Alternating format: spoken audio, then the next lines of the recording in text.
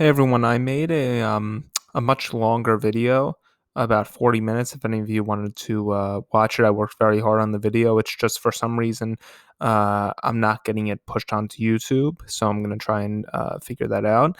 But I guess for now, I'll just make a quick 15-minute video summarizing my view of the 2020 election. So I guess we'll just get right into it. So don't waste any time.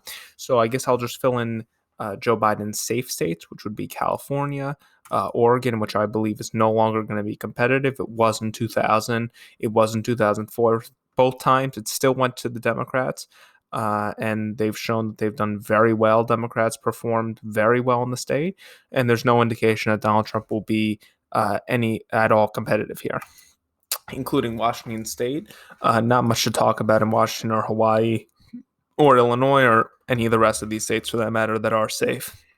I'd put Illinois in that category, Massachusetts, Rhode Island, Connecticut, New Jersey, Delaware, Maryland, D.C., the state of New York, Vermont, and New Mexico as well. This one can be a bit more in contention. It's going to be a little more in play than something like an Illinois or a California, of course.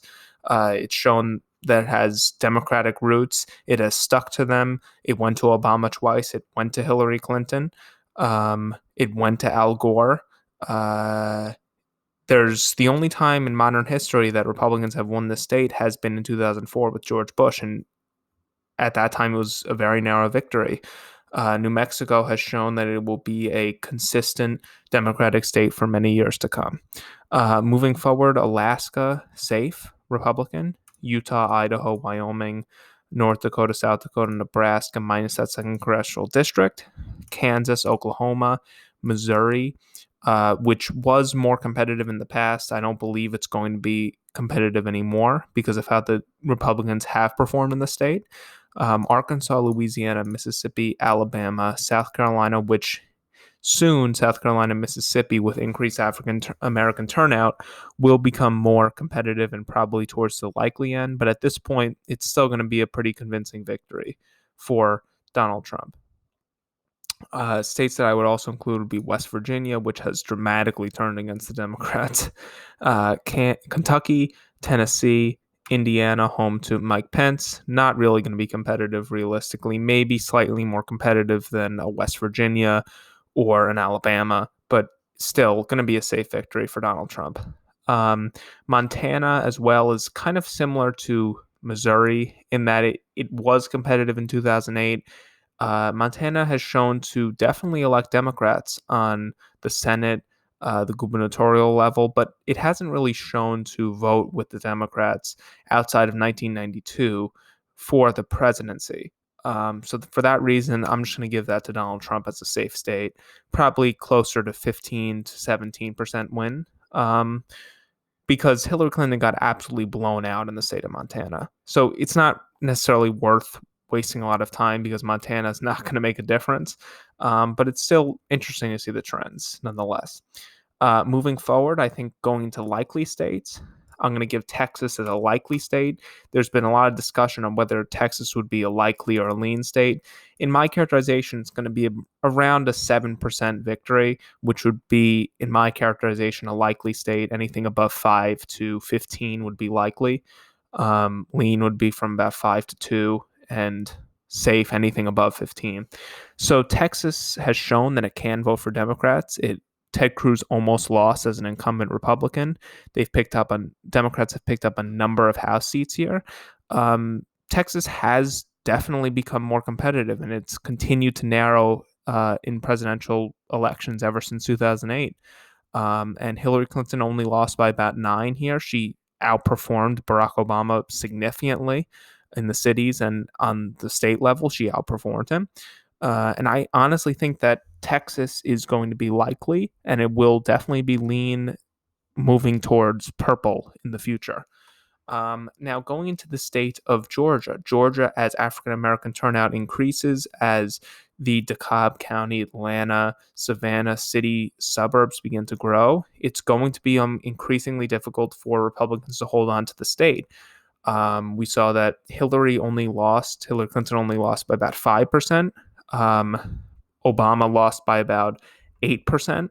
So the state is definitely trending in a Democratic direction, but it's not enough in 2020 to flip the state. I'm going to be giving it as a lean, probably around 3 to 4%.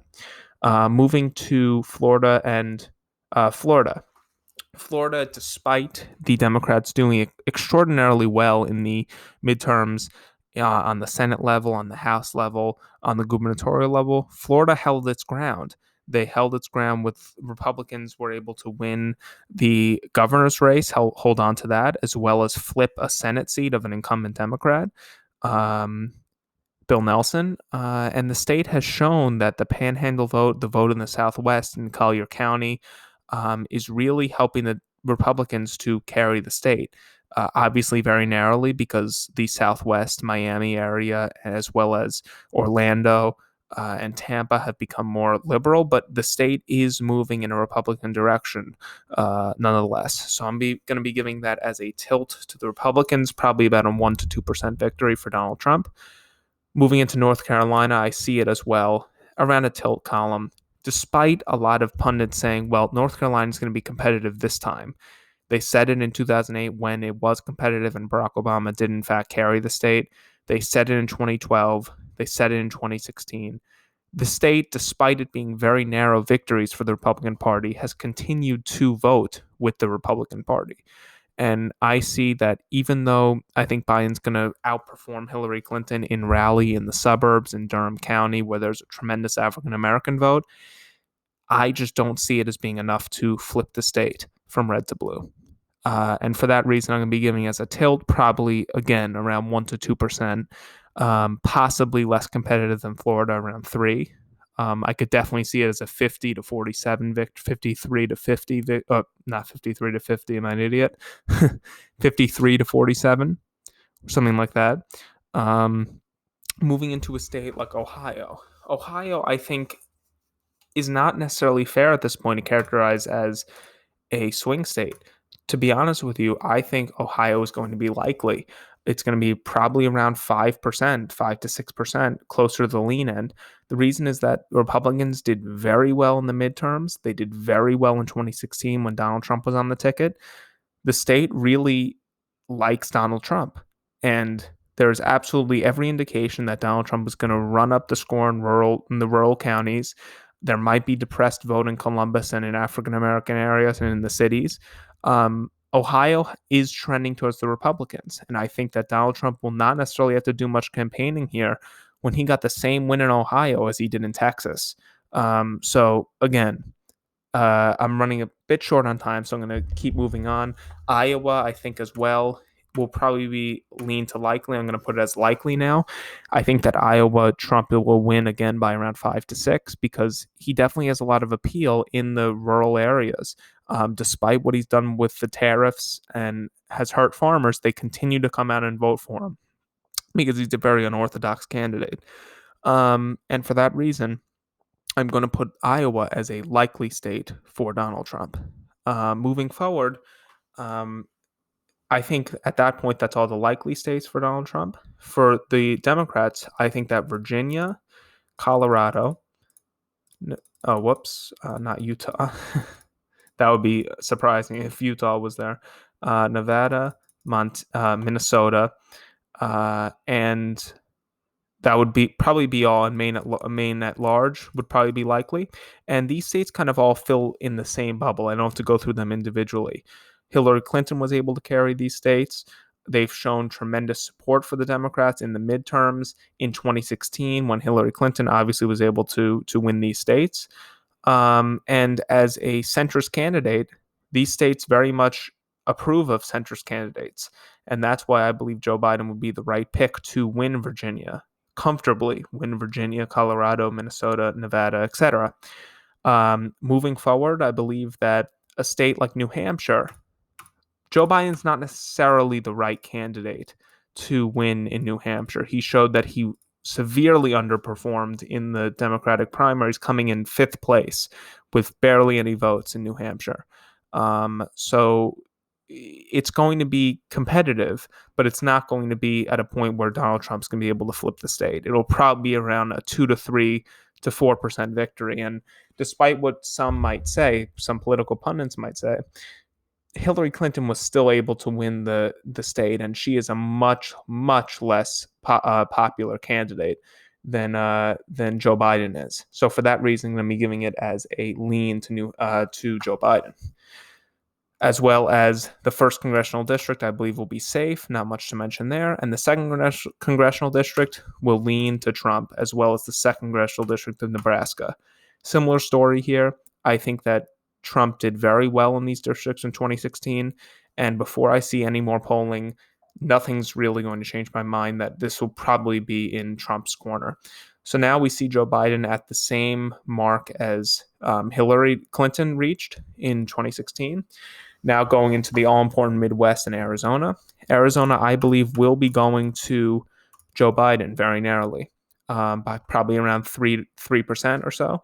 The state has shown that it will elect corporate Democrats. Corporate candidates have won. Kirsten Sinema won in 2018. They'll likely pick up another Senate seat with Mark Kelly. They have a majority in the House of Representatives. This state has just been waiting to become blue. And I think at this point it is going to be in Joe Biden's corner. Moving on to Pennsylvania, Michigan, Wisconsin, the most important states in the election. I believe that Pennsylvania and Michigan will both lean to Joe Biden. I think that his support, all of what he's done with trade and his ties to, most importantly, Pennsylvania, will put him over the top in that state. Michigan, we're talking about, a 1% shift in the electorate here, guys. If Joe Biden just outperforms Hillary Clinton by the smallest amount, these states go into the Democratic column. These are Democratic states at their roots. Obama won them twice. They've gone to Al Gore. They went to John Kerry, despite losing the popular vote and the election. These states are going to go for Joe Biden. No question about it. Michigan, I think, will be less competitive than Pennsylvania. But they've shown that they are sick and tired of Donald Trump. They've elected numerous individuals to the House of Representatives that are Democrats. They have Democratic senators. They have a majority in the state Senate and the House. There's no indication that Donald Trump will win here. Wisconsin, I believe, will be slightly more competitive, but at this point, I'm going to be giving it as a tilt to Joe Biden. The reason for this is because he has shown that he has a lot of ties to the state, and I think that he is going to be able to be the victor in this state.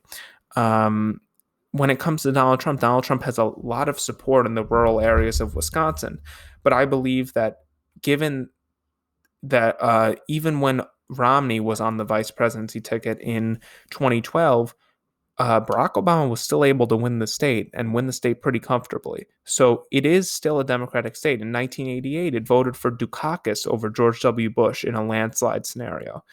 So Wisconsin has been trending towards the Republicans, but the flip of the gubernatorial race in 2018 with Tony Evers over Scott Walker, they held on to their Senate seat by double digits, the Democrats. They've held on to their House seats. I think that Wisconsin will be going as a very slim victory to Joe Biden by probably around 2 to 3%. Anyway, guys, that's going to wrap up this short video. I have a longer video I'll probably put in the bio below. I kind of delve into more of the historical aspect with a New York Times example and some previous elections. So that's a bit of a longer video, but I just wanted to get this one out because I was having some complications with YouTube. So if anyone ever watches this and they have any critiques of my videos, make sure to leave it down below and I'll make sure to get back to you. This is obviously new for me. This is my first time doing this. And any support would be welcome. So thank you guys so much. And if this gets support, I'll see you guys in the next one.